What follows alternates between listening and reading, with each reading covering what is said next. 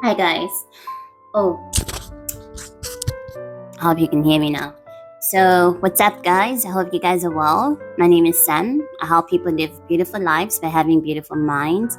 So, today we are going to be speaking about an extremely important topic that is everything to do with you, which is shadow work.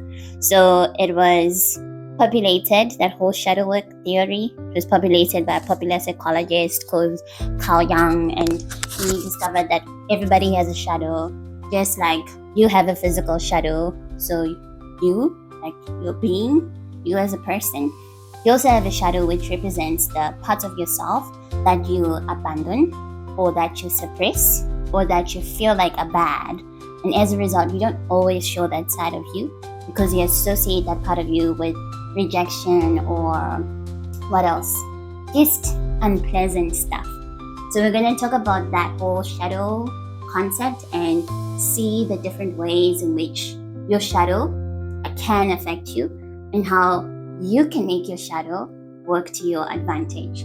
So since it's actually a part of who you are, it should be something that you are proud of, something that you know very well. Okay, maybe you might not be proud of some parts of yourself, but at least it should be parts of you that you learn to accept, because if you do not accept your shadow, guess what, sweetheart? Nobody is going to accept that part of you too. So it's a very important topic that unfortunately people neglect sometimes, and then they pay the price for that, because when the shadow stops popping up, it's hid in different aspects of your life and causing a mess. So we're gonna prevent that. And so yeah, you might need to grab a cup of water. This is gonna be a little bit long, maybe 10 minutes or so. So see you soon. Go away. It's my dream, there are no lies. It's cold and dark, just like ice. I'm inside it, left alone. So before we start, you might need to exercise your muscles. I mean your brain muscles, because this topic is gonna be lit. Okay, so let's jump into it, guys. Shadow work. Where does the shadow come from? Okay, so we've established what it is, right? It's a part of you that you suppress because you think that part is bad, but it's still part of who you are. So as a result, that part lives in your subconscious mind, but it still plays a very pivotal role in your everyday life, because it doesn't just stay there. It influences how you are. It influences the decisions you make. It influences how you see yourself, how you see the world, and how you see other people. All right? So let's dive into, where does the shadow come from? Where do those parts of ourselves that we don't accept come from? Because when we born, nobody is born thinking, I don't like this part of myself. Nobody. But somehow, as we evolve, we start to realize that, man, it's just this part of me that I'm not so, that I'm not vibing with, right? Like, nah, I don't like this, right? So where does that come from? Okay, so it all starts in childhood. So what happens is that as a child, you are dependent on those that are looking after you, and your survival is literally linked to them. So you do whatever it takes to please the people around you, right? So sometimes parts of who you are denied by those people. And then as a result, you learn that, okay, so if I show up like this to my mom or my guardians, they're gonna reject me. They're not gonna give me attention. They're not gonna love me. So here's what I'm gonna do. I'm gonna morph myself into someone new so that my mom or whoever's looking up to me can accept me, right? That's what happens. So that is where the development of the shadow starts to take place. Through the experiences that you went through, you start to think, okay, so my mom doesn't like it when I'm assertive. Okay, so here's what I'm gonna do. I'm gonna act like a very passive person, very agreeable person, and then you start hating that assertive part of you and suppressing it. So that's one thing to remember. Your shadow is not always bad things. It can even be good qualities that you suppress because you think those parts are bad or they're gonna cause you problems or pain, right? So as we live our lives, that is why people start to feel very disconnected from their true soul, from the essence of who they really are. Because as we grow, you start to chip away parts of your personality or parts of who you are, what you like, and then you start adapting to your environment and becoming someone else that your environment requires you to be, or rather, that you feel your environment requires you to be, right? So that's where it all starts. And then there's other parts that are not so pleasant of us that we start to discover that, oh man, like, damn, I actually really struggle with maybe cognitive dissonance. I say I want one thing, but then I don't act the way that proves that I actually want what I'm saying. Or you can have other qualities that people don't really like. For instance, you can have envy. That is like one aspect of the shadow that a lot of people hide.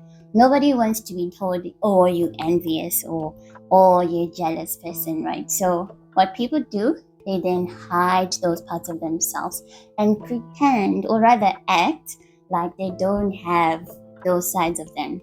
Jealousy, envy, fear, what else? What are the things? Can you like put in the comments other traits that you guys feel like sometimes you hide? So all of those things that come up in your mind, they are still parts of who you are. And the thing is, they are one with your emotions as well. So what we then do is we now hide those parts, and then those parts are also containing a lot of history, a lot of emotion. And by suppressing them, we are just starting a volcano that is ready to erupt at any point there is an opening. And the different experiences that we now go through in life can trigger that volcano to erupt. So yes, it might be dormant sometimes, like when your shadow doesn't rear its head, but there's definitely going to be situations that you'll find yourself in that will trigger you to expose those hidden things about who you are. For instance, let's speak about jealousy. It's a big one, especially amongst women. Shout out to my ladies. Yeah, so let's speak about jealousy. Everyone is jealous, guys. So even I didn't even know go there, but everyone has some degree of jealousy, right? But then it's just that people are on a spectrum. Other people can be extremely jealous, and then other people can struggle with it less. So let's speak about that jealousy. So it's perceived as a very negative trait. Like, nah, I don't want my friends to think I'm jealous, nah. But actually, the more you deny that part of yourself, the more you ignoring who you are and how that part can serve you. Or rather, the more you're ignoring what that part is telling you. So jealousy is just a part of you that's reminding you that, hey, there's a need that you have that you are ignoring. I want that, but you haven't given that to me. So it's you, it's who you are. It's you reminding yourself that is jealousy. So jealousy is the part of you that reminds you that you actually have unmet desires, you have unmet needs. So a better way to interact with that part of you is obviously not to now try to like put down the other person that is doing well, that you're jealous of. No, that's a very like immature way of handling that part of yourself. A more wiser and more constructive way of dealing with that part of you is to recognize that actually that is just a part of who I am, serving me by reminding me that I need to attend to these unmet needs. And that person was just a tool that was used to remind me that actually those needs are still there and I need to have an action plan to get them met. So when you recognize that, okay, those parts are just providing me valuable information about what I need to know about myself, then you start to use that information to create your life in a way that serves what you really, really need. So then you may be able to go to the person and congratulate them. You need to congratulate them and be happy for them. It will make you look very ugly if you don't congratulate them. So please do be happy for other people's success and have the decency and the maturity to actually say, listen, girl or guy, whoever it is, I love what you did. I'm so proud of your success. But I would really like to learn how to do that too. Can you please help me? What do you do and how do you do it? So by doing that, you've now evolved into a better person. You've honored that part of you that's screaming to you, telling you that I also want that. So now you're able to give yourself what you need, but also you're able to tap into that opportunity of building a better relationship and a new friendship with that person who can now help you to grow.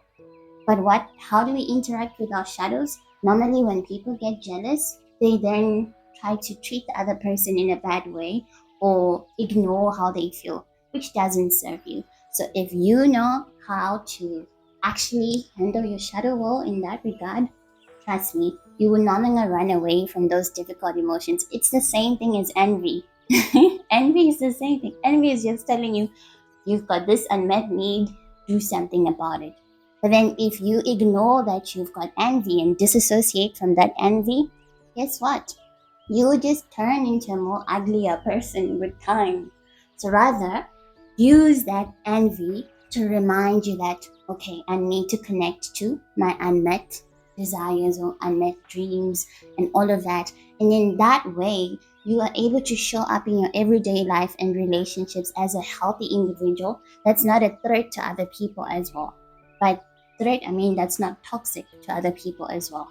So, you guys are feeling me, yeah? I know I'm getting a bit intense, but it's an extremely important topic because our shadow self holds a lot of creativity. Like it's that part of us that's suppressed for so long. And if we just give our shadow self the platform to speak, it's gonna help us understand what we need. It's gonna unlock those unlived potentials that we have in the different aspects of our life. Right? So that is what the essence of shadow work is about. It's about looking into those parts of yourself that you neglect. Because what happens is when we don't do shadow work, you start to judge yourself. You start to deny those parts. You start to struggle with loving yourself fully because you judge those parts, and you also think that other people will judge those parts in you. So maybe you start to fear intimacy because you think that if people will get close to you, they'll see that part of you and run away. So now you start to project your fears and insecurities on other people because you don't accept yourself. But then think about what will happen the moment you start accepting your shadow, the moment you're transparent with yourself and other people about your shadow. Hey, actually, right now, I feel extremely angry. And it's a part of me I used to hide, but I'm not going to hide that part of me anymore. Here's what I'm going to do. I'm going to look into that anger, listen to what it's telling me, and I am going to use that information to serve my needs, to become the person who can be there for myself. Because when you ignore that anger and just see it as a bad thing, I'm not going to attend to it, then you're going to be at war with yourself all the time, darling. And we don't want that. We don't want that, right? We want to love ourselves. We want to have a good time with ourselves all the time. So the formula to actually enjoying yourself is learning to explore those different parts of your shadow. Listen to what they're telling you and find a way to constructively now meet their needs. Because most of the time you'll be surprised, they're actually beautiful things that your shadow is asking you for. It's just that your shadow has a very vicious way of asking for it. So now, the more you ignore it, the more it becomes hectic. But the more you learn to listen to those parts of yourself, the more you allow yourself to also show up in your relationships as who you really are, then other people can start to love and accept you for who you are. Yeah. So I'm going to leave you guys with this question. Are there parts of yourself that you feel like people reject? Like, are there parts of yourself that you feel like people judge about you? And then the next question is, have you ever noticed that you also judge those parts of yourself? And have you ever noticed that you also reject those parts of yourself? Maybe not yet, but you will. if you introspect carefully, you will realize that actually everything that other people don't accept in us, everything that other people shame in us, it starts with us. People only mirror how we treat ourselves. So whatever you don't accept about yourself, chances are other people don't accept it too. But this is not generalizing. So some people are beautiful, they won't be affected by those dynamics, but for the most part, you will experience that whatever you don't accept about yourself, it's also going to show up in your relationships. Other people are not going to accept that too. So the best thing you can do to change your dynamic in your friendships, work relationships, every way, start accepting those parts of yourself. Stop shaming them, start loving them, start respecting them, and start finding constructive, healthy, and beautiful ways of interacting with those parts of yourself. Don't suppress them. I trust that you're going to do this, and just watch how your life is going to just bud into this beautiful, blossoming bubble. Not a bubble, but it's really going to change your life for the better. For the better. It all starts with you. And isn't it a beautiful thing to realize that all of that we have the control? Like, it's in our control to actually change how life shows up to us. It's in your control. It's all in how you interact with your shadow. It's all in how you interact with your shadow. So if you are struggling with self-love, and I'm sure there's many people that are like, just be positive, self-affirmation. No, none of those things work unless you actually do shadow work and accept that actually I have been struggling to have a good relationship with myself because I don't have a good relationship with these shadow parts of who I am. So as a result, for me to authentically love myself and authentically have value, self-worth, a very strong sense of self-worth, I need to change the way I look at myself. I look at my shadow, and I need to start respecting those parts and watch. I just want you guys to watch how the world will start interacting with you so differently. That's the exciting stage. So please don't give up until you reach that stage. I truly believe in you. You can do it. Billions of people across the world are doing it. So why can't you? You can do it. I believe in you. So have a good day, and I'll see you in the next video. Don't forget to subscribe if you haven't. See you soon.